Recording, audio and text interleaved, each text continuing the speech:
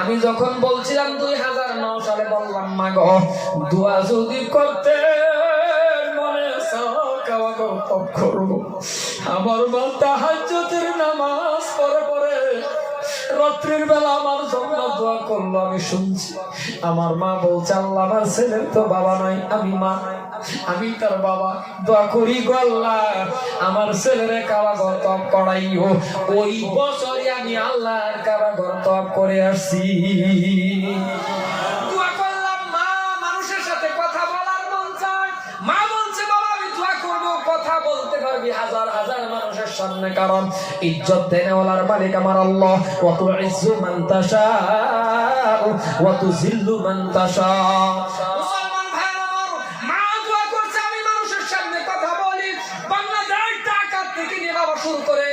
বড় বড় প্রোগ্রাম যত আছে গুনাহগার ইনশাআল্লাহ আপনাদের দোয়ার বরকতে মার দোয়ায় কথা বলে বললাম না দোয়া করেন, মার দোয়ার বরকতে আমি দুইটা মাদ্রাসার মুহতামিম আপনাদের দোয়া। এই জন্যই ভাইয়ারা আমার মা বাবা দোয়া করতে দেরি আমার আল্লাহ কবুল করতে দেরি করে না। মা বাবার সাথে বেয়াদবি করেন না। যদি আপনি বড় হুজুর হন, আপনি হাফেজ হইছেন, আপনি মাওলানা, আপনি মুফতি, কিন্তু বাবা মা নারাজ, বাবা মার সাথে আপনার ভালোবাসা নাই, মুফতিগিরি এক সাইডে রাখেন, আপনার হাফেজগিরি এক সাইডে রাখেন। কারণ বাবা মা যদি বরদুয়া করে ফেলে ও মুসলমান আল্লাহর জান্নাতে জায়গা হবে না। কারণ হযরতে আবু হুরায়রার মা ছিল মুশরিকা। বিস্তারিত আলোচনা করি লম্বার দিকে যাই না, সর্বশেষ একটা কথা বলি রে বাবা, বাবা মাকে ভালোবাসবো, মহব্বত করবো। আমি আর লম্বার দিকে যাই না বাবা, সর্বশেষ কথাটা হলো নামাজের মাধ্যম দিয়ে বাবা দুইবার নামাজ পড়ার পর আল্লাহ কিছু দিছিল, জোরে বলেন।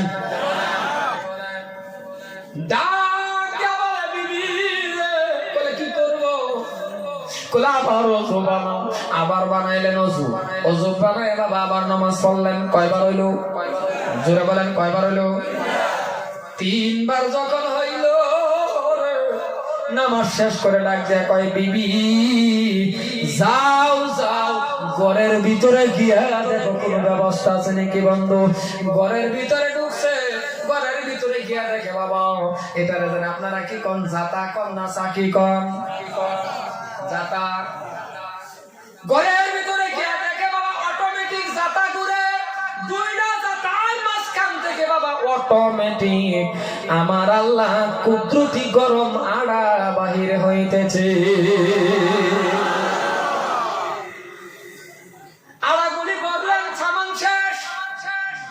নবীর সাহাবার স্ত্রী জাতার উপর এমন ভাবে হাত রাখলো আড়া বন্ধ হয়ে গেছে বাবা। এই ঘটনাটা নবীজির কাছে গিয়ে বললেন। বিশ্ব নবী ডাক দিয়ে বলে সাহাবা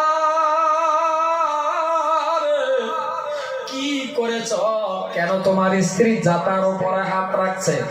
যদি তোমার নামাজ তোমার বিবির নামাজ এমন ভাবে আমার আল্লাহ কবুল করছিল, জাতার উপর যদি তোমার স্ত্রী হাত না দিত কিয়ামত তরি গরম আড়া বাহির হইতো। তাহলে বাবা নামাজের মতন নামাজটা আমরা পড়বো, নামাজ কায়েম করবো। আমি আর লাম্পার দিকে যাই না। সর্বশেষ আপনার কাছে আমার অনুরোধ, দুটা পায়ে ধরছি রে বাবা, ও যুবক মুরব্বী বাবা, আমরা সবাই আল্লাহর কাছে ওয়াদা করব আল্লাহ আজকের থেকে আর জীবনে নামাজ ছাড়বো না। আল্লাহ আমরা জীবনে নামাজ ছাড়বো না, বাবা মার খিদমত করবো। আল্লাহ স্বামী স্ত্রীর মিল ভালোবাসা রাখবো, আমরা জীবনে কোনোদিন মদ পান করবো না। ঘটনা বলতে করলাম পাহা ইয়া আইয়ুহাল্লাযীনা আমানু ইন্নামাল খামরু ওয়াল মাইসিরু ওয়াল আনসাবু ওয়াল আযলামু রিজসুম মিন আমালিশ শাইতান।